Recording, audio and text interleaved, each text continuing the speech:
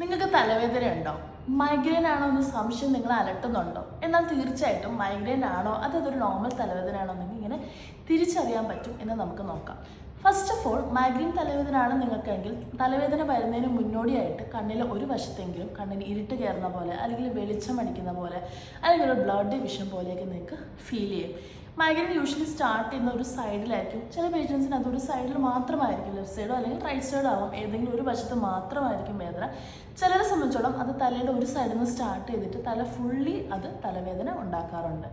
പിന്നീട് വരുന്നൊരു കാര്യം, ലൈറ്റ് അടിക്കുമ്പോൾ, സൺലൈറ്റ് കൂടുമ്പോൾ, അല്ലെങ്കിൽ ഡേ ലൈറ്റ് കൂടുമ്പോൾ, അല്ലെങ്കിൽ റൂമിൽ തന്നെ ലൈറ്റ് കൂടുന്നതനുസരിച്ചിട്ട് മൈഗ്രെയിൻ്റെ ഇൻറ്റൻസിറ്റിയും കൂടുന്നതായിട്ട് കാണാറുണ്ട്.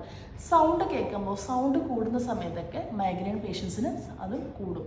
ഇനി നിങ്ങൾക്ക് മൈഗ്രെയിൻ ഉണ്ടെങ്കിൽ ഉറപ്പായിട്ടും നിങ്ങൾക്ക് വൊമിറ്റ് ചെയ്ത് കഴിഞ്ഞാൽ, ഛർദ്ദിച്ച് കഴിഞ്ഞാൽ ഒരു ആശ്വാസം കിട്ടുമെങ്കിൽ അത് നിങ്ങളുടെ മൈഗ്രെയിൻ ഹെഡേക്കാണ്. സോ ഈ പറഞ്ഞ രോഗലക്ഷണങ്ങൾ നിങ്ങൾക്ക് തലവേദന വരുമ്പോൾ കാണുന്നുണ്ടെങ്കിൽ ഉറപ്പായിട്ടും നിങ്ങളുടേത് ഒരു മൈഗ്രെയിൻ ഹെഡേക്കാണ്. അങ്ങനെ അല്ലെങ്കിൽ അതൊരു നോർമൽ ഹെഡേക്കാണ്. ഉറപ്പായിട്ടും മൈഗ്രെയിൻ ഹെഡേക്ക് നമുക്ക് ഹോമിയോപ്പതി വഴി എഫക്റ്റീവായിട്ട് ട്രീറ്റ് ചെയ്യാൻ പറ്റുന്നതാണ്.